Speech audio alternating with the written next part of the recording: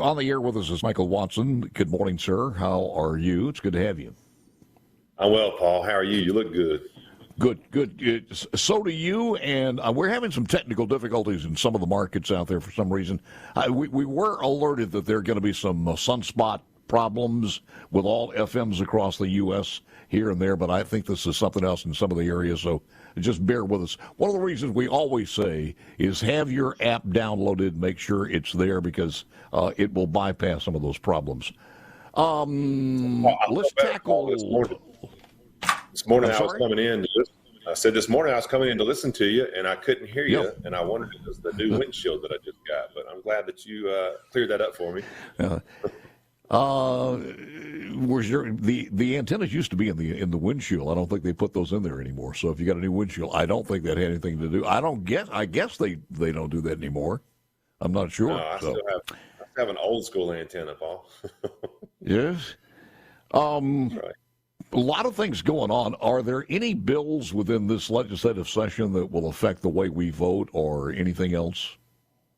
So we've got one that we talked about a little bit last year, Paul, which bans ballot harvesting. And as you recall, we were sued shortly thereafter. There's an issue dealing with the term caregiver that's in that bill. So we've got some legislation pending now that will clear that definition up, and we hope that will moot the lawsuit. And moving forward, we will be able to make sure that ballot harvesting is, in fact, banned in Mississippi. I want you to hear this one because this is just, it's unconscionable what's going on with this administration. I'm going to tell you, Michael, to me, when I read things like this, we have one of the reporters, and I know this is going sideways a little bit, but one of the reporters has got to turn himself in, I think, before Friday. He was a reporter at the January 6th, and they said, turn yourself in, make sure you wear slacks and flip-flops and come in. So apparently he's going to lose his freedom, even as a reporter there, who afterwards did some reporting on why there were so many questions about who was involved in this January 6th.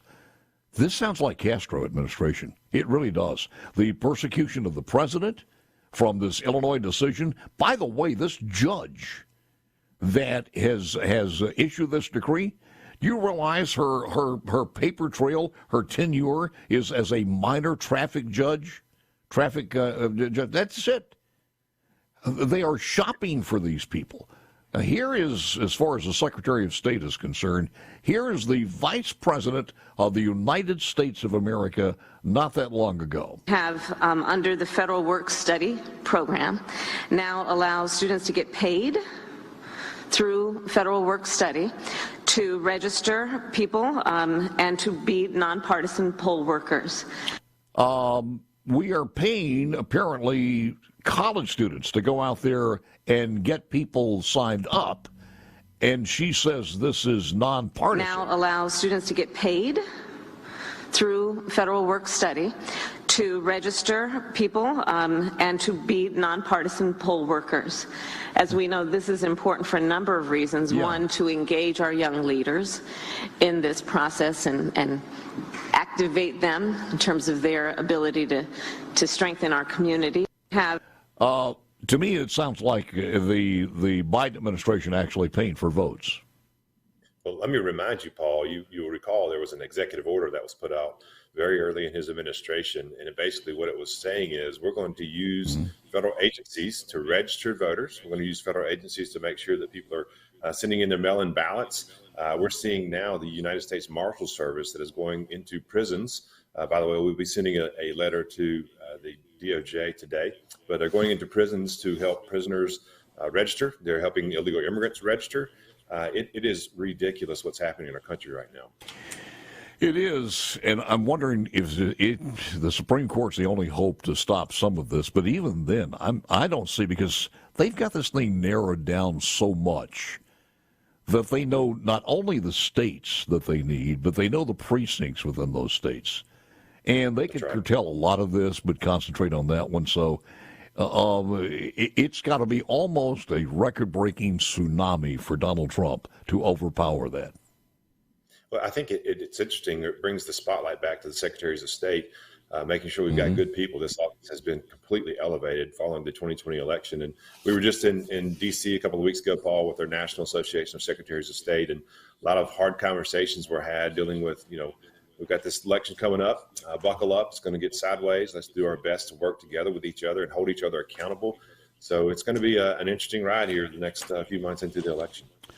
What do we need to know about is it March 12th in the primary? What do we need to know about that? It is March 12th, and actually the in-person absentee begins this Saturday. Your courthouses will be open from 8 to 12. And then next Saturday as well, the primary is on March 12th. So be ready for that. And then again, the November 5th general election. So I encourage all Mississippians, even if you haven't registered for this election, go ahead and get registered for the general coming up in November. The deadline has passed for this primary election, but I encourage you to do your homework, researching what's going on in our country, so you can be an educated voter. And that's the key, making sure that our voters understand what's happening with this country, so they can get really to the polls and have their voices heard. That's the important piece here, Paul. Are there sample ballots on the website? There are. We have a new feature, My Election Day, on our website. So if you go to the Secretary of State's website, you put in your address, everything will be populated there, telling you where to go vote, who's on the ballot, what is your circuit clerk's number, you name it. That information is all right there. The second feature I tell you about, Paul, is what we're doing with our Election 101 campaign, and we're really educating voters on what happens from the time that I go register to vote to the time that I walk into a precinct or the courthouse to vote. How is my vote counted? And I think it's important to educate Mississippians so they can see that process and they know whose job what.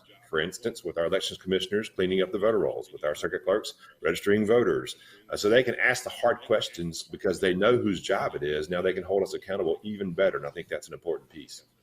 Are those is most of the ballot the same across the entire state?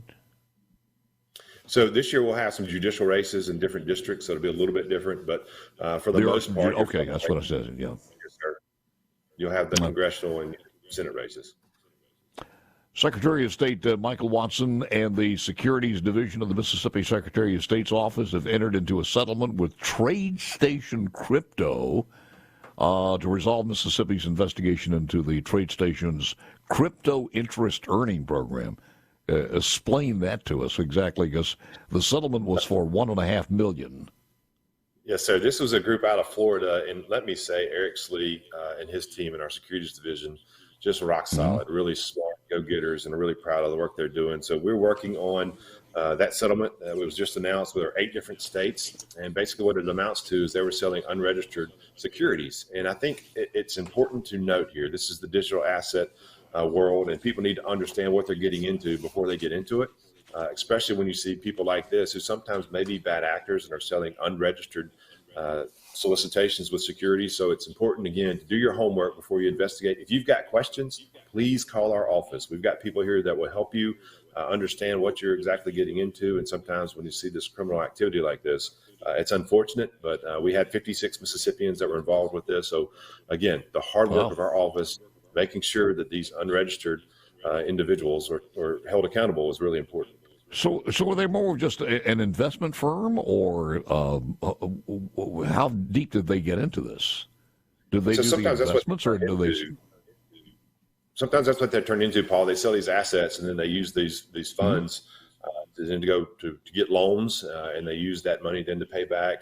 It's interesting, again, the way that these people work sometimes isn't by the book, unfortunately. So that's why it's so important for our investors to take the time to educate themselves on exactly what they're getting into. Was that $1.5 million for all 51 jurisdictions, or just for one, or was the total amount of settlement? Well, it was the total amount for everybody that was involved, and as I mentioned before, only 56 Mississippians were involved, so a small number there. But again, important work done by our group. Quickly, final. So, any thoughts, update as far as the Tidewater debacle with the Gaming Commission? Anything update on that one? Well, we're getting there, Paul.